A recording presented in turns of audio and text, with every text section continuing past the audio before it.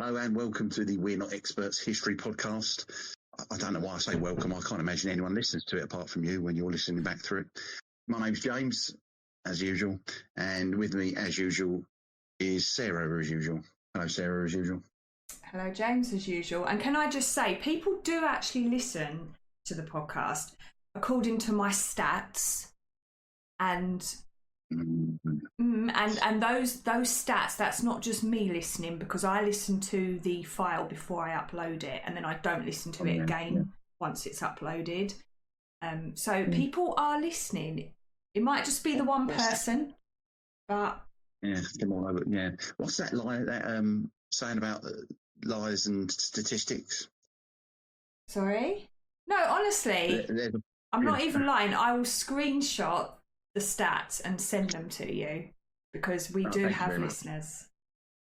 But should we get on with it before they tune out? Yeah, that might be an idea, actually. Go on. No, it's me, isn't it? Off you go then. My God.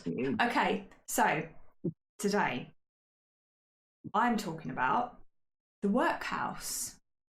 So I'm sure most of you have heard of a workhouse, but if you haven't, imagine a place where the food's bland, endless chores, no heating. That's a workhouse. And it's like my old school. Yeah, it sounds a bit like mine as well. And they used to have tracing paper. I'm talking about my school now, not the workhouse. Yeah. They used to have tracing paper, not toilet roll. Was that the same for you? In my infant school.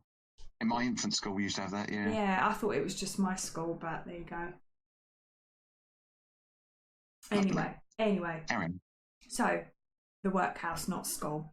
So, a workhouse was essentially an all-in-one solution for dealing with poverty in Britain from the 1600s right up until the early 1900s.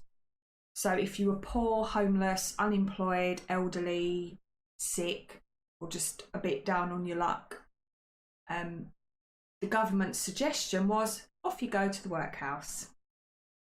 Lovely. Yes, but don't pack your slippers just yet, because these were not cosy places. I mean, the clue's in the name, the workhouse. It doesn't sound good, does it? And the idea behind them was very simple. If you really needed the help, you could have it, but you had to really, really need it and want it. And they made it so life inside was deliberately tough, just to stop people turning up for a free meal and a bed and then heading off the next morning. It was the last resort. Yeah, it was the last resort. It was. And just to say, the idea behind this episode, just so it didn't end up being too long, in this episode I will mainly be talking about the history and the idea behind the workhouse, the rise and fall of the workhouse, if you like. The actual workhouse itself, as in what was it like, what was the routines, that will be another episode. So that's another one. There will be another one, yes, so don't get too excited.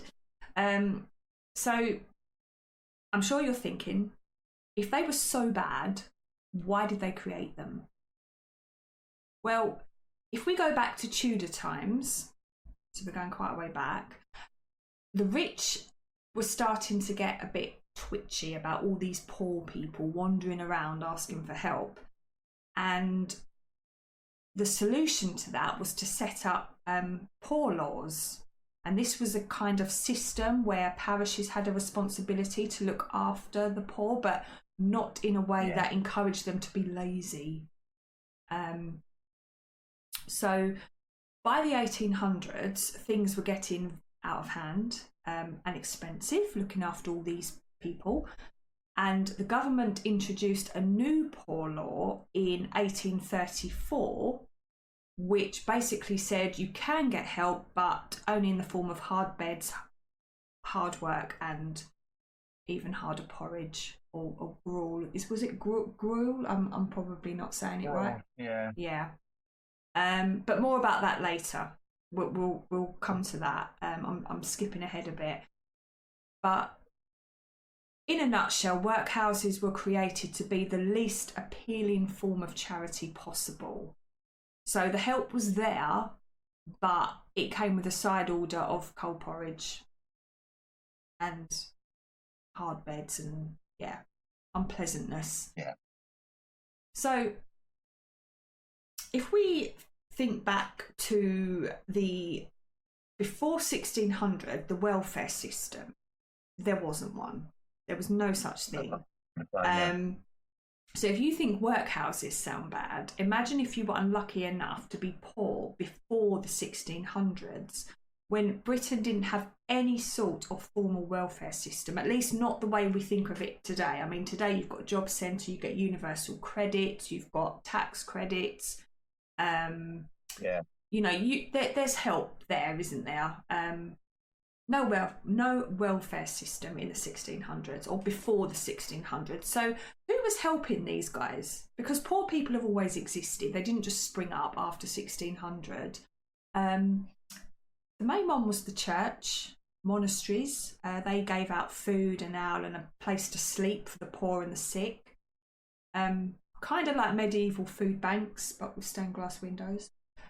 And some of the wealthier landowners, they would occasionally hand out alms, which was coins or bread. Yeah. What did I say? Alms. There's still plenty of old almshouses dotted around. Okay. I shall continue. You correct my pronunciation. We make a good team. So this was partly this. You're doing the work, and I'm like autocorrect. That's not much of a team. Yeah.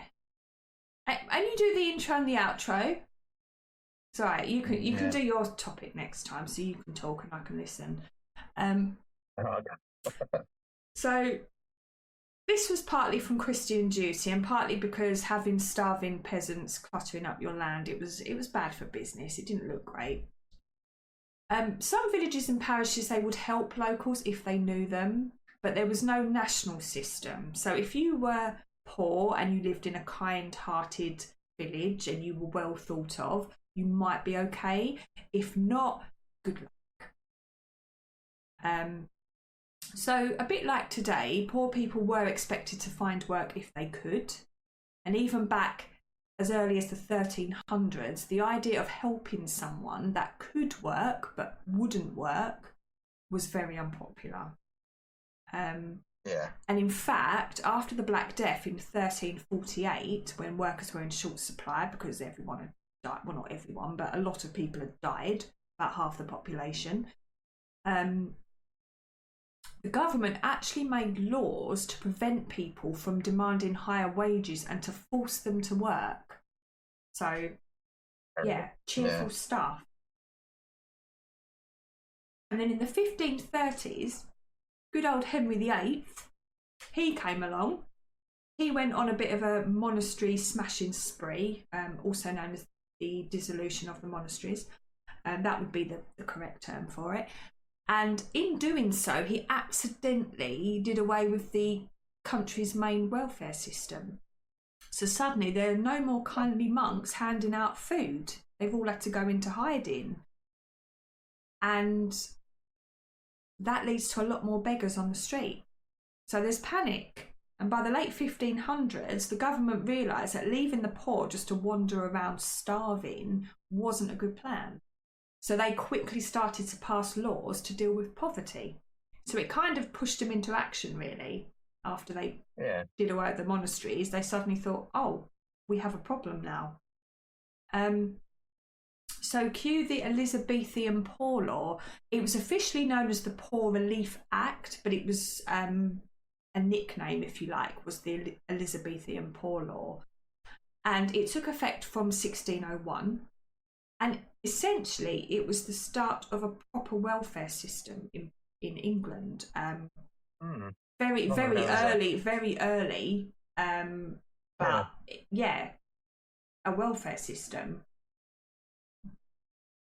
So what it dictated was that local parishes, so parishes were the smallest unit of local government at the time, they were now responsible for their own poor. So in short, what they did, they introduced a tax system. Here we go, taxes. and the wealthier residents of the parish would pay a poor rate, and this would be used to support people who couldn't work and take care of themselves. And the money was collected by overseers of the poor, and they would decide who got help. So kind of like a Tudor benefits officer, in a sense. Even back then, a bit like today, there was still quite a big distinction between the types of poor. So you have the deserving poor. So those are your elderly, sick, orphans, all of those sorts of things. They were given money, food. Sometimes they'd be given a place to live. These were people that everyone agreed needed to be helped. And then you've got the undeserving poor. And these were able-bodied people who, for various reasons, weren't working. So they would be expected to get a job or be punished for idleness. So if you were healthy but jobless, you may be sent to a house of correction or made to work in exchange for aid. Instead of them just willy-nilly handing you out cash and stuff, they would be like, right, either you work for help or you go to the house of correction. Now, a house of correction, just to clarify, it was a place where you'd be sent if the government thought you needed your attitude fixed, basically. So why don't they use this anymore? So these were introduced in the late 1500s, and they were early versions of prisons, really.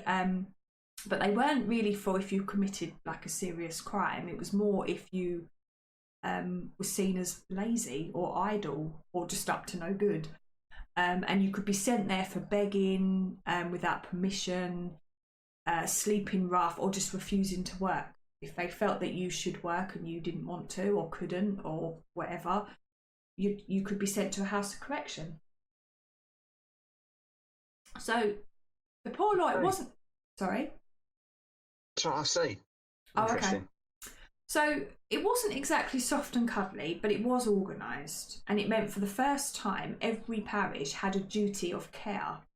So it wasn't just about if you happened to live in a nice parish that cared. It was they had a duty of care for their own poor, and poverty became a local issue, not just a moral or religious one. And did it work?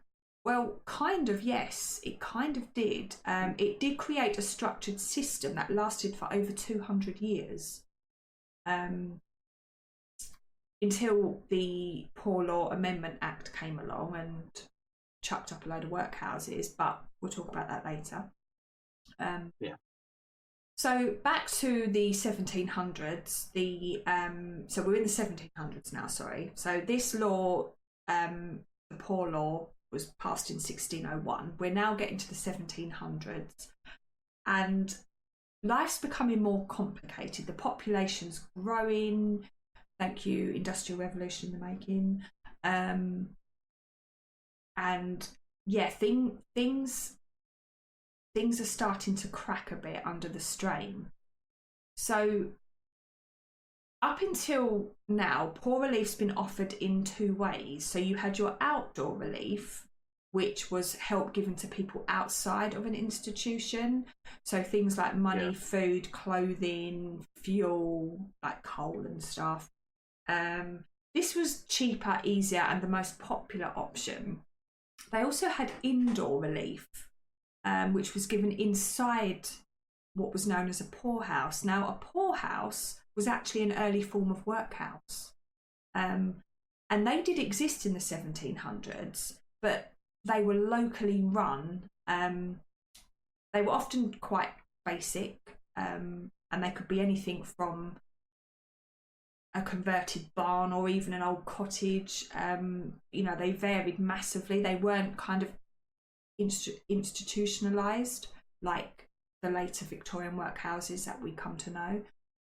But they essentially just aimed to give the poor somewhere to live and work in exchange for help. Now, these were less popular because they were more expensive to run. So they were normally reserved for people that were sick or elderly or had no family support. But despite that, the problem was it was getting quite expensive to feed these people and house them. And the poor rate's increasing and increasing, and the rich are starting to grumble. And because of the Industrial Revolution, which is now starting to take effect, people are starting to move around more. You know, it's becoming easier to move and to travel and to visit different locations. And this system relied on you staying in your parish. So it just became chaos because people are trying to work out who's responsible for who. And they had to pass what were called settlement laws. And that was an attempt to keep costs down. So if you moved out of your parish, but then you tried to get help, you'd be sent back to where you have come from. They'd say, "Well, we're not helping you. You're not our responsibility." I was going to say what's stopping them from going into a richer parish, but obviously now you've answered that. Yeah, they couldn't. They would be sent back to where they. I guess in a way it's the same as now. If you moved, I don't know, up north and you tried to put yourself on the housing register, they would say, well, no, you need to go back to your county and get them to house you. I think you have to live. It's not something I've got much personal experience in, but from helping people previously, you do have to live somewhere for a certain amount of time before you can go onto a housing list. I do know that. I imagine they'd be council tax, Yeah, so it's a similar thing. So the parishes, they try to get a bit creative with experiments and reforms. And as an example, in 1723, there was a new law called the Workhouse Test Act, or it was otherwise known as Knatchbull's Act, and it was named after Sir Edward Knatchbull, who invented it, I imagine. So this gave parishes the power to tell people that if they wanted help, they had to come to the workhouse. And when I say workhouse, I'm talking about the early workhouses, not the big Victorian ones that will come later. Yeah. And the idea of this was to discourage people from seeking relief unless they really needed it. So it was kind of an early form of means testing in a way. And another quite famous attempt, actually, was the Speenhamland system. I don't know where they got that name. But this was in 1795. Yeah. And what they did was, if you were working but not earning enough to support yourself, your local parish could top up your wages. A bit like tax credits. Early tax credits. But it wasn't working out. By the end of the 1700s, lots of people, particularly the rich, they were complaining that the system was too lenient. People are taking advantage, people are lazy, these people need to go out and get jobs, and they're relying on the parish rather than working harder. So all this complaining eventually led to the 1834 Poor Law Amendment Act, which is what I mentioned earlier. Yeah, so the Speenhamland system was named after a meeting held on the 6th of May 1795 in the Pelican Inn, Speenhamland, Berkshire. Oh, so well done. It is named after a place. Oh, okay. Do you know, I could have Googled that and I just didn't. And I'm glad you did. I'm glad you did. Well done. So there you go, everyone. Yes, you have. You've contributed. So the 1834 Poor Law Amendment Act. So this was kind of the new improved, I say that in inverted commas, poor law.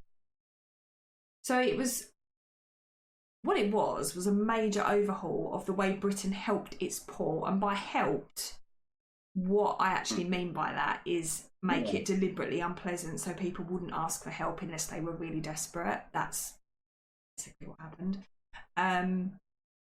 So the old patchy parish-based system was replaced with a new, tougher, more centralised system. that become famous for its very strict rules and its grim workhouses.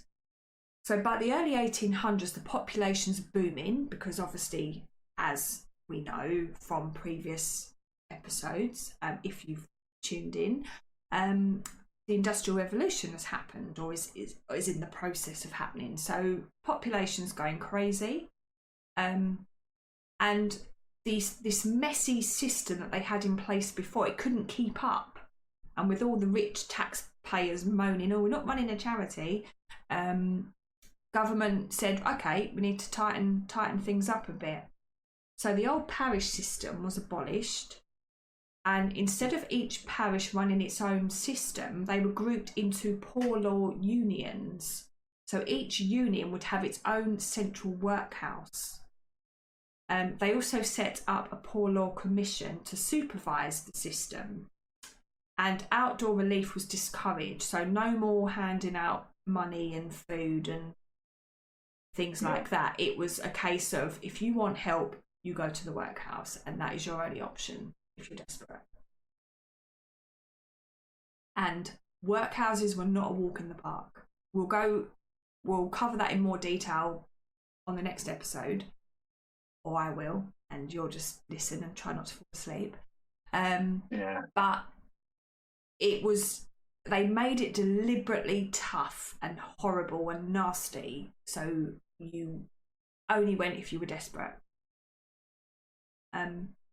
So the first workhouse that was purpose-built for this, under this new act, it's considered to be the Union Workhouse at Abingdon in Berkshire. Did you mention Berkshire earlier? Was that where that thing was? Berkshire, yeah. So that's where that place is. It's, oh, there you go, coincidence. So that opened in 1835, which was just a year after the act was passed. They didn't hang about. As soon as they made this decision, they were off building. And between 1835 and 1840, hundreds of these workhouses were being built across England and Wales. Now, many were designed using, they followed a standardised plan by architects, like one was Sampson Kempthorne, and he created the classic cruciform layout. So it looked a bit like a cross, if you see it on the plans. And that was perfect for separating people, because they used to separate by gender, age and usefulness. And now, during lockdown, I stayed in one of these for 5 months. Really? Wow. My friend moved down to Devon and was living in one of the in a bungalow that was built in an old workhouse designed like these. Wow. How exciting. Maybe it was not. Great. I loved it. Yeah, I imagine you really did. Yeah, well, I know you're much fonder of Devon than you are of Essex, and I don't blame you, to be honest. Not sure I'd go that far. I'm very fond of Devon, but it's not Essex. No, I'd rather live in Devon, I think. I don't know. No, I think I would. I do like the countryside. That said, I must say, the main reason I kind of shy away from the Essex countryside is just the sheer cost of living. If money was no object and I could live, I potentially would stay in Essex, but I'd live more out in the country, not in the town. Yeah. But because Essex is lovely, I have to say, Essex is really nice. It's got a lot going for it. It's just very expensive. Too close to London. Sorry. Yeah. And I kind of think when you look at what you could get for your money if you moved further away, I'd rather move further away and have more for my money. I'd move Essex. Yeah, if I was like a multi-millionaire and I could just, I probably would just stay in Essex, because why not? It's nothing wrong with it. It's just expensive. I wouldn't feel the need to run away up north. Otherwise, where will you go on holiday? If you're living in Yorkshire or somewhere, those are the sorts of places I like to go on holiday. But anyway, digress. We digress. Workhouse. So, what was I saying? Hundreds of new workhouses are being built across England and Wales. and they designed like crucifixes. And these workhouses, they weren't like the sort of, I want to say cosy. They probably weren't cosy, but you know, like the cosy parish ones. They were very large, very uniform, and they were designed to enforce strict discipline, hard work, and minimal comfort. They weren't pleasant. Families were separated. Diet was uniform. It's basically gruel, and that was it. And rules were very rigid. No relief would be given outside of the workhouse unless it was absolutely necessary. So the whole system is designed to discourage reliance on welfare. Was it popular? No, it was not. The passing of the law did cause a lot of unrest, and there were lots of protests and riots, especially in the north of England. And there was a lot of fierce opposition from working class communities, radicals, and even local officials. Some local officials weren't happy about it. So it wasn't just the working class. So we go on to mention a Mr. Dickens, Charles Dickens. Now he absolutely, for a moment I thought you were serious. He absolutely detested workhouses, hated them. Absolutely hated them with a passion, and he had a lot to say about them, and he wasn't afraid to say it either, and he said a lot through his writing. So if you're familiar with the works of Charles Dickens, particularly Oliver Twist is a great example, you'll see his kind of contempt for the workhouse system.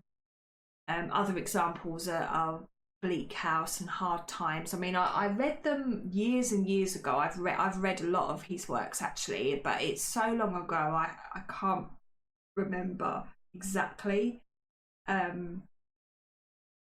But in his works, he paints a very grim picture of the workhouse system. And some of the key ideas that he got across were that workhouses were dehumanising. They separated families, they stripped people of their dignity, and they treated poverty like a moral failing. So if you're poor, you failed. You've disgraced yourself, is what they were trying to enforce.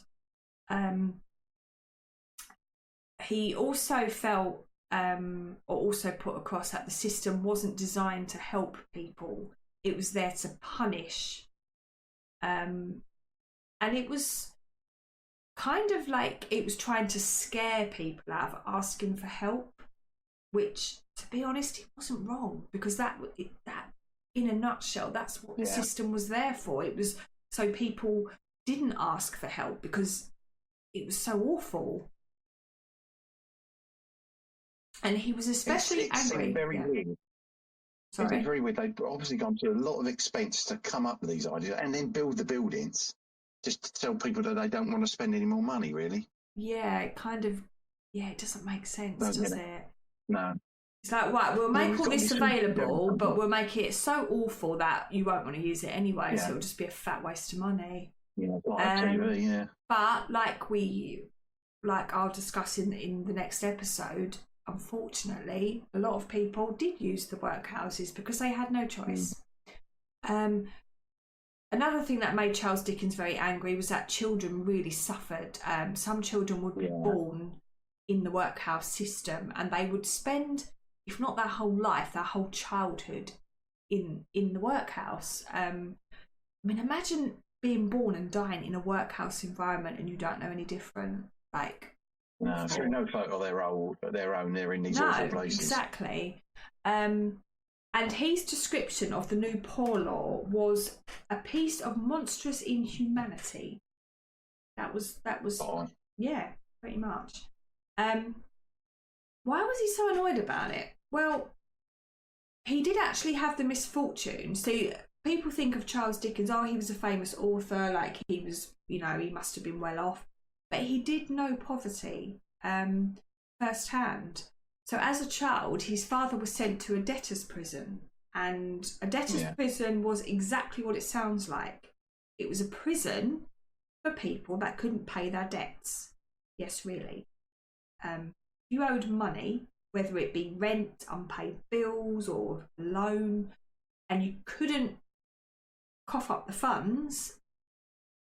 The solution, according to the logic of the time, was to lock you up until you could afford it. So this raised... How are you going to raise the money when you're in prison? Exactly. That is an obvious question. And the answer is you can't. And it was a very deeply flawed system. And thankfully, following the passing of the Debtors Act of 1869, it was abolished. But obviously, poor Dickens, he had experience of his father being sent to a debtor's prison when he was a child. So he was forced as a youngster to find work in a factory. So he saw firsthand how easily people could fall into poverty through no fault of their own, and how brutal the system was if you were at the bottom, how it wasn't there to help you, it was there to punish you and make it worse. So he went on to write books, but not only that, he became one of the most powerful voices for compassion and reform and social justice. And the workhouse was often in his firing line. He really had a hate on for the workhouse, and I don't blame him, to be quite honest. I really don't. So they made some nice buildings. Sorry? They made some nice buildings. That's about as much as I can say for them. Yeah. But so it obviously the workhouse was around for a while, and it had its time, but eventually it started to die a death, and it didn't vanish in one go. It faded away gradually over decades, like a bad smell. So by the late 19th century, public opinion had begun to turn against the harshness of workhouses, and people were starting to ask awkward questions like, why are we splitting up families, and why are we force feeding porridge to the elderly?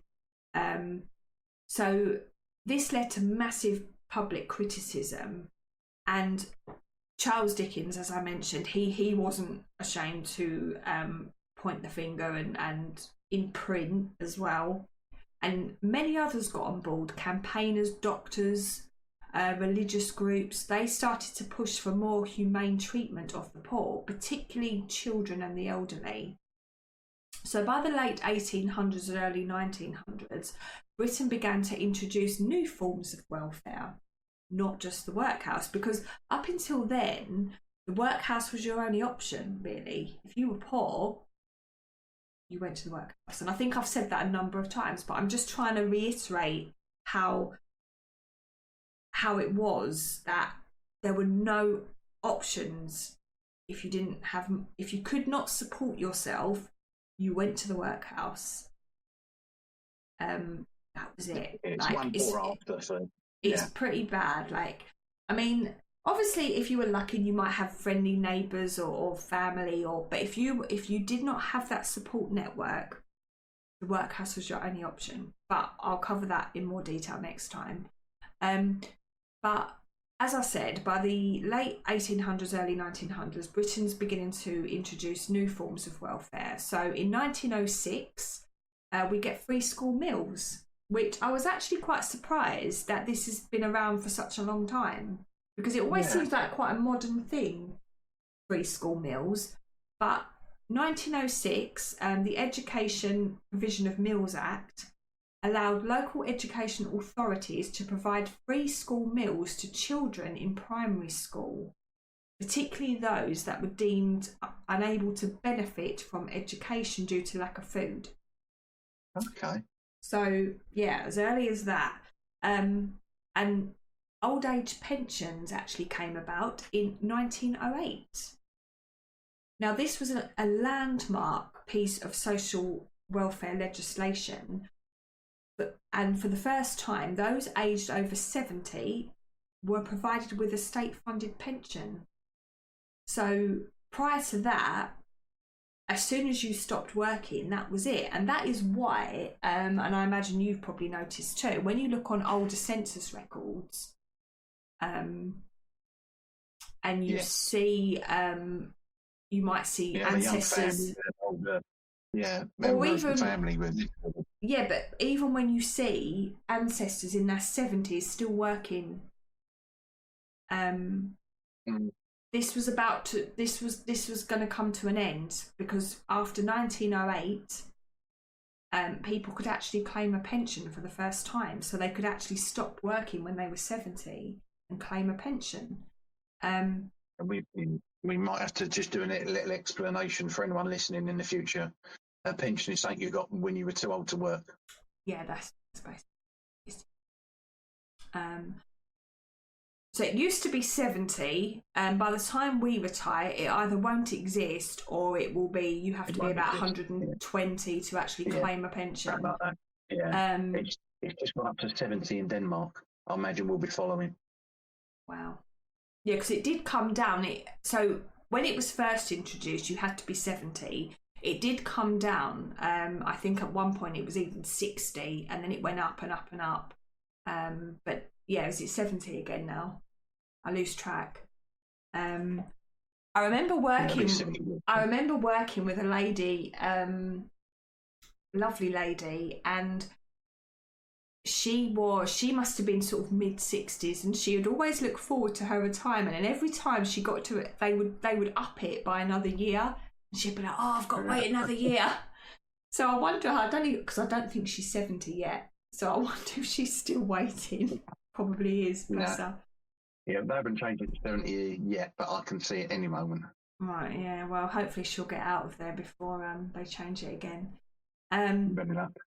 National insurance, that came about in 1911, so that established a national system to protect people against loss of income in case of sickness and unemployment. It's amazing to think that none of these things existed prior to this. So if you wake up with a headache and you think, "Oh, I can't handle work today, I'm really not well," call in sick, you get sick pay. Back then, your leg could fall off and you'd be like, "Well, I've got to go to work because I won't get any money." Yeah.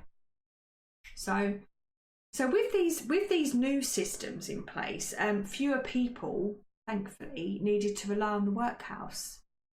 And workhouses kind of began to quietly fade away. Many were turned into hospitals or care homes.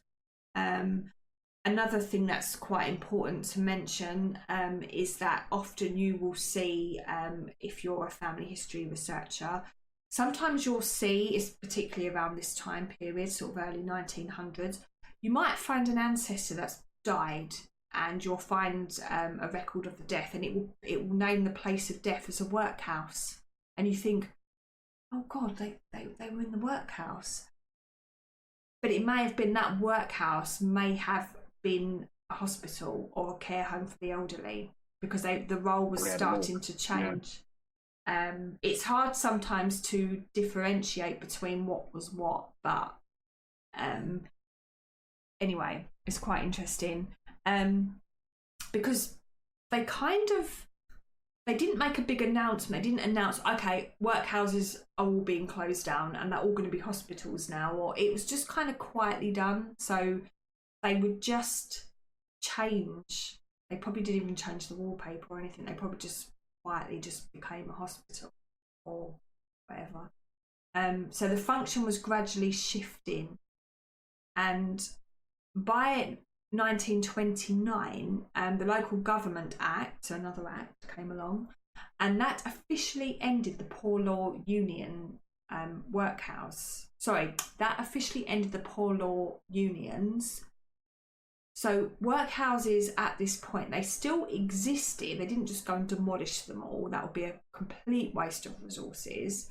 But they were renamed things like public assistance institutions, which sounds nicer than workhouse, but it's just a rebrand. Yeah. But following the Second World War, the National Health Service came along, which is another episode that I plan, because that's very interesting. And once that happened, the workhouse system was finally abolished for good.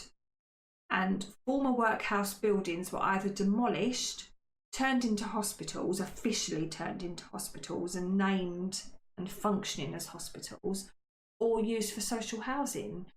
And a lot of former workhouses still stand today. As classic example earlier, you mentioned that your friend lived in a converted one.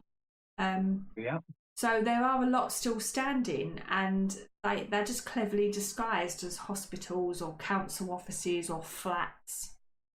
They're still there, and some examples. I mean, there are many, but just a couple that I briefly researched. You've got Ripon Union Workhouse, that's in Yorkshire. So that was established in 1776. I don't know if the current building is the same building that was there in 1776, but there has been a workhouse, some form of workhouse on that site since then.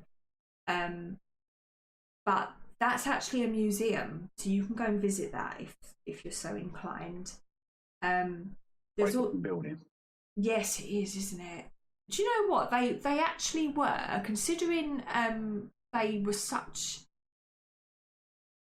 Although they weren't built for a nice purpose, they are lovely looking buildings. They do. I think if someone's told you've got to have this workhouse on your doorstep, you've got to build it. You're not going to build something ugly. It's got to be there. It's an unnecessary evil. You might as well have something that looks quite pleasant. Yeah, because they kind of look almost like manor houses, but yeah, you know, they're quite attractive looking buildings. They just have quite a dark history. You've got Gresson Hall Workhouse in Norfolk. That was established in 1777, and it became a workhouse under the 1834 Poor Law. So I don't think it was a purpose-built workhouse. It became one. Because I imagine as well there probably would have been a lot of existing buildings that would have been converted, as well as the purpose-built ones. That's also a museum and a working farm, and you can get married there, apparently. So there you go. Or was that a hint? No. Oh, you're already married.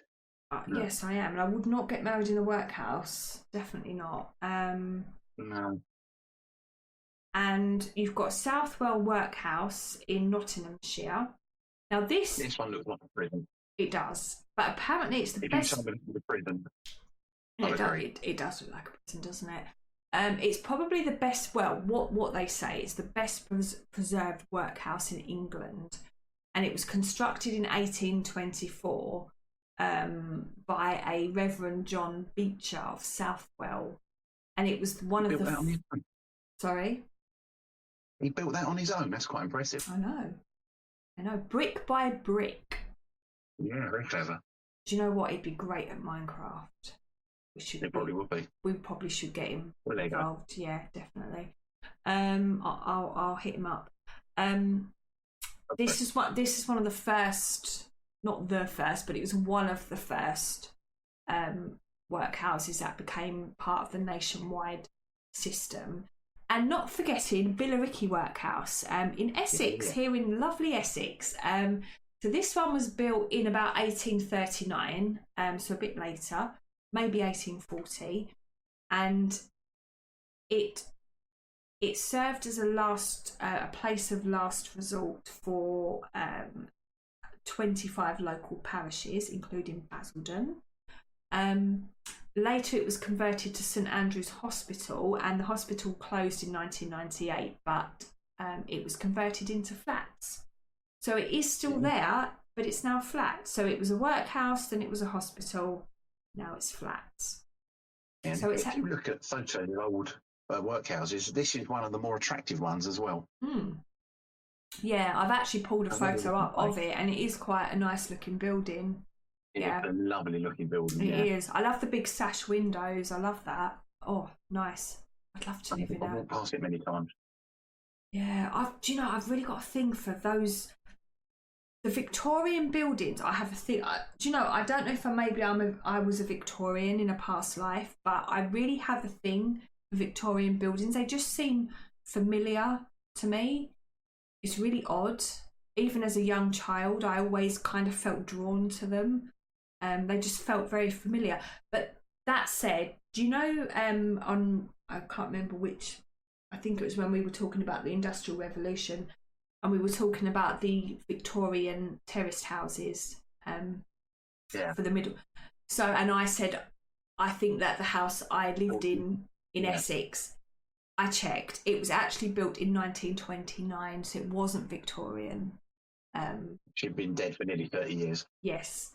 But it has, from what I remember, it had a lot of similarities. You know, the high ceilings and all of that, but it wasn't actually a Victorian house. It was later.